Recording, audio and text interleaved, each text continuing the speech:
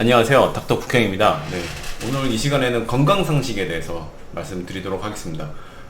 근육통 그리고 피로감에 대해서 각각 어떻게 생성되는지, 그에 대한 치료 방법, 예방법에 대해서 말씀드리도록 하겠습니다. 여기서 거북목이나 일자목에 대해서 근피로나 어깨 통증에 대해서 나오니까요, 뒤에서 살펴보도록 하겠습니다. 환자분들이 주로 호소하시는 게 보통 어깨 통증, 등에 있는 통증, 어깨 위쪽, 옆구리 쪽, 목 옆부분, 목 쪽 통증이 주로 많이 호소하게 되는데요. 이러한 통증들이 결국에 엑스레이 사진을 찍어보면 특이사항이 없고 물리치료해서 치료하면 금방 나아지는데요.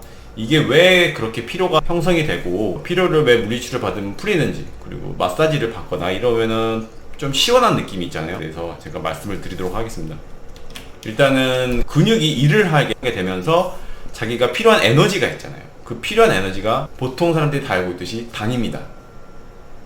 음식물을 섭취하면은 위에서 에너지를 흡수해서 그 에너지가 간 쪽으로 흘러가서 포도당으로 변하듯이 글루코즈라는 걸로 변하게 됩니다.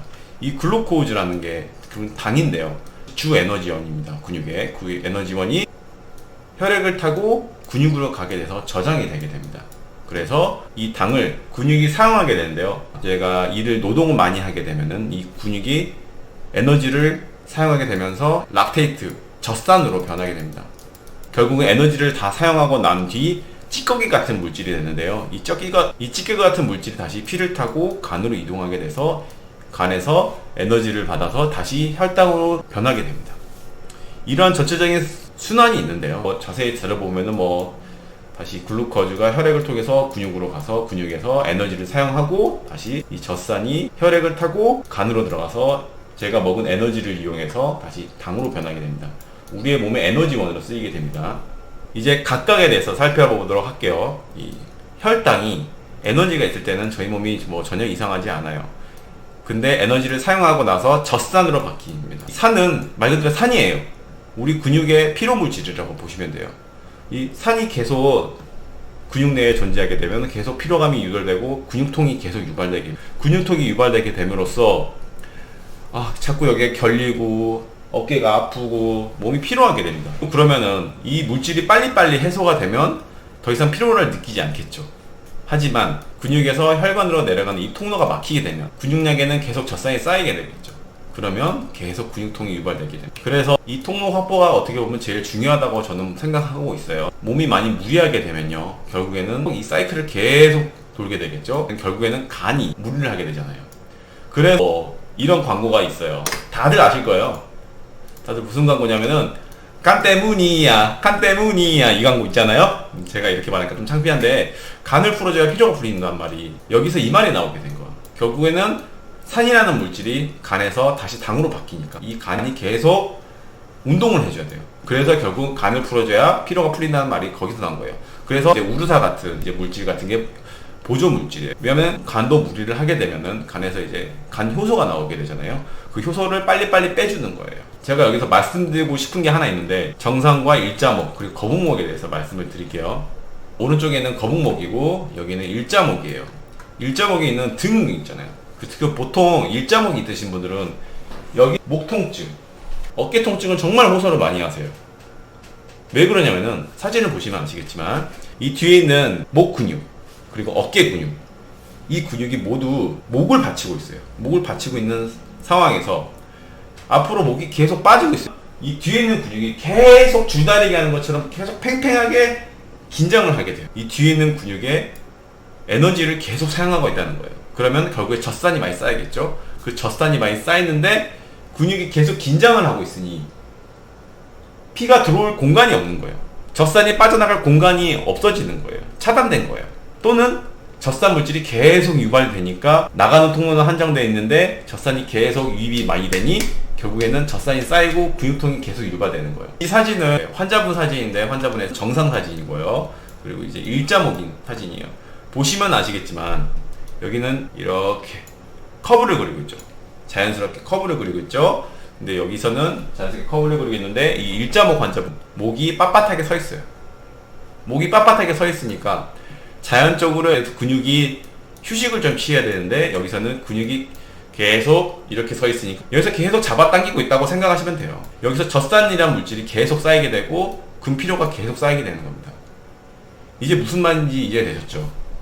이분도 일자목이 좀 오랫동안 있으셨던 분이셨어요. 일자목이 오랫동안 있으셨던 분인데 결국은 뒤에 이게 뼈가 아니라 석회라는 물질입니다. 이 석회라는 물질이 생기게 돼요. 어떻게 보면은 젖산이 계속 쌓여서 근육 내에 이렇게 석회화가 생길 수도 있다는 뜻이에요. 오십견 있는 환자분들에서 어깨를 계속 안 쓰다 보면은 이렇게 석회가 끼는 현상이 발생되기도 하는데 이와 비슷한 맥락이라고 생각하시면 돼요. 그래서 이제 일자목이 있으신 분들은 계속 만성적으로 통증을 호소하게 되는데요. 특히 요새 젊은 애들 같은 경우에 이렇게 일자목이 많은데 그 많은 이유 중에 하나가 이제 컴퓨터 게임 스마트폰 하게 되면 자세가 자연적으로 이렇게 되고 빳빳하게 쓰게 되고 목이 빳빳하게 쓰게 되니 뒤에 있는 목 근육 통증이 계속 유발되게 되는 거예요. 이와 유사하게 다른 부위 통증 있잖아요. 다른 부위 통증도 마찬가지로 운동을 계속하면 노동을 하게 되면 근피로가 계속 쌓이게 돼요. 이 근피로를 주기적으로 풀어줘야 되는 거예요.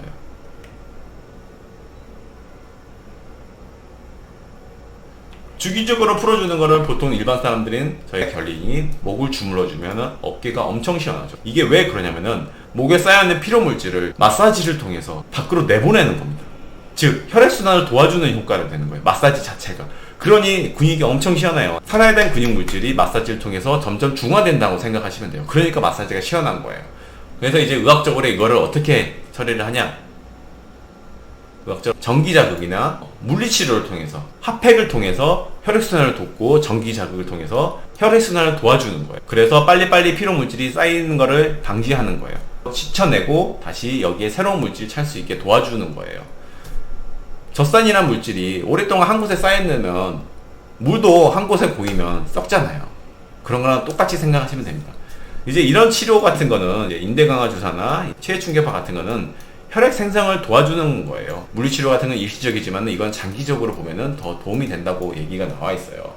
이와 비슷한 일례로 제가 말씀드리고 싶은 게 하지정맥류 환자분들 같은 경우는 정맥이 꼬여 있어서 심장 쪽으로 혈액순환이 안 되잖아요.